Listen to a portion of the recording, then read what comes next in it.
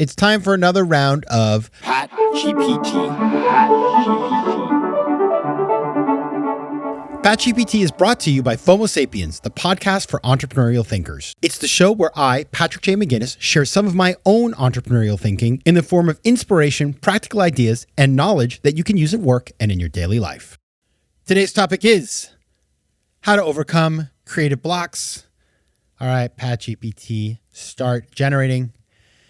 Now, as you know, the theme of this season is the power of creativity. And I want to talk about creativity because to me, the more I think about it, curiosity, creativity, they are things that we don't talk enough about in business environments.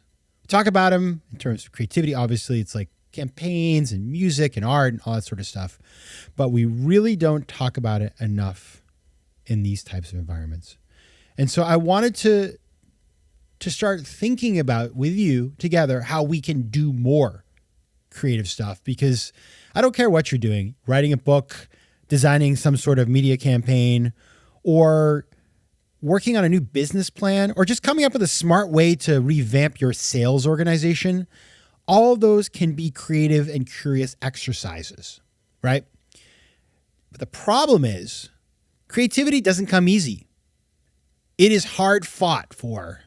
And there is many a time when, and I consider myself to be pretty creative, where I just hit a road, I hit a block, and I cannot overcome it. And so that is what I want to talk about on today's PatGPT. How do we overcome creative blocks? I will have 5 tips for you right after this break. FOMO. All right, let's talk about how to overcome creative blocks. I'm going to start with number 1. And this is all in the context, by the way. I'm going to frame this in the context of writing a book, because that's the most creative thing I've probably done in a sustained fashion in the last 10 years.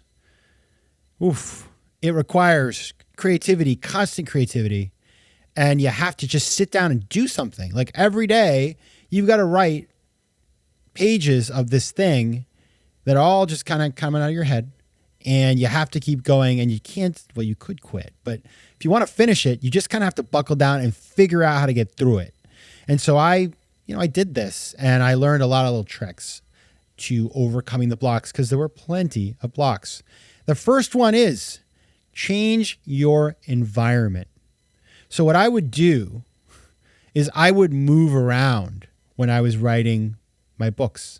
I would start out at one coffee shop. I'd write for a couple of hours. Then I would inevitably run out of gas. And then I would get up and I'd go to another coffee shop or some other environment and keep working. I'd also write during the day, and then at night I'd go to a bar and have some food and a drink and edit.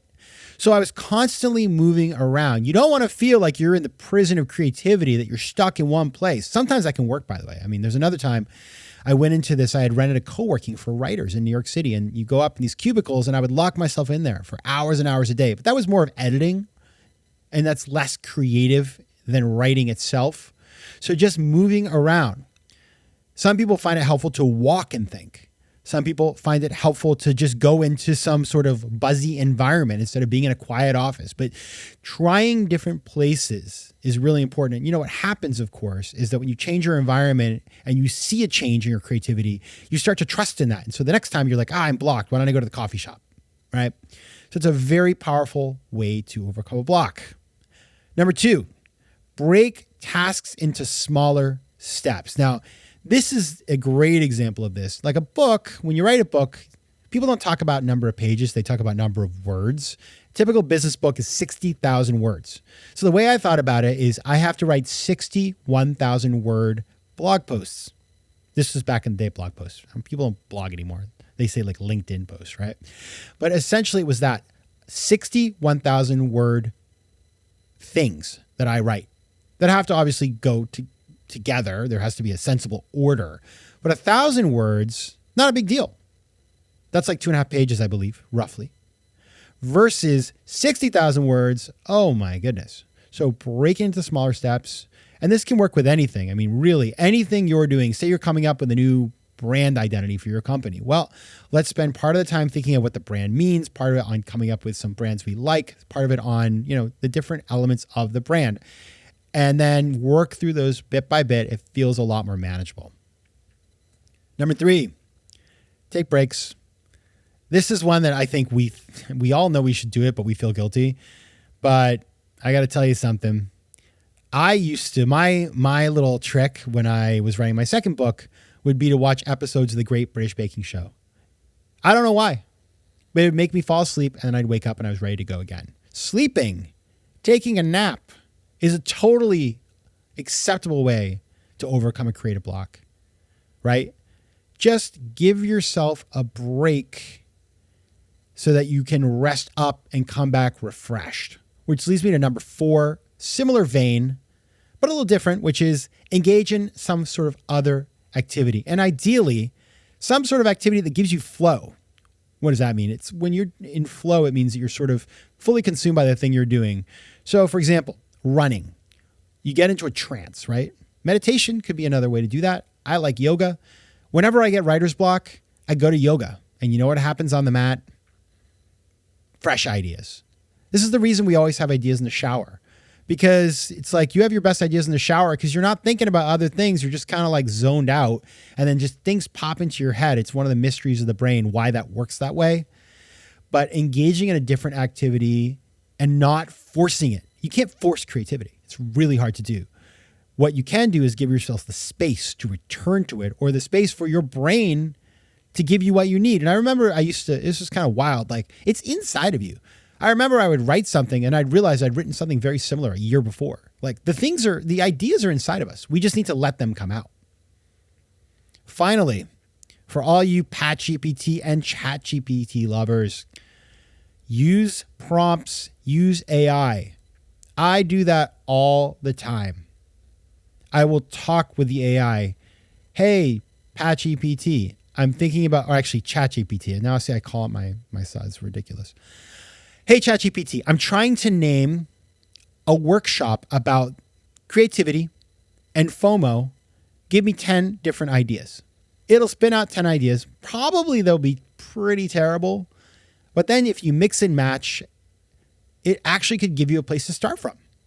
So I think one of the best uses of AI, generative AI, is for that thought partner on brainstorming. I'm constantly saying, ChatGPT, give me 10 ways to say this. And then I'll just figure out a variant of that to then use. So definitely use prompts or challenges with AI. You can also use prompts or challenges in a group. Like, say you're trying to brainstorm something and you've gotten stuck. You could have somebody in the group invent a prompt that could get you to start in thinking in new and divergent ways.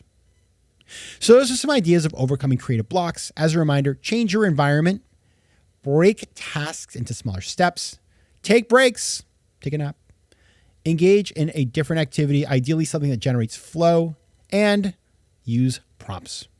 All right, everybody, if you have ideas, questions, thoughts, please reach out at letsconnect@patrickmcginnis.com. Find me on Instagram at PatrickJMcGinnis. Find me on Twitter at PJMcGinnis. I'm going to leave it there. I'll see you on Thursday. So until then, take care of yourselves, FOMO Sapiens, and PatGPT, stop generating. FOMO Sapiens is recorded in New York City.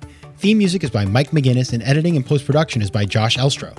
If you like today's show, please be sure to rate it and recommend it to your friends. And as always, you can find me at FOMOSapiens.com and at PatrickMcGinnis.com.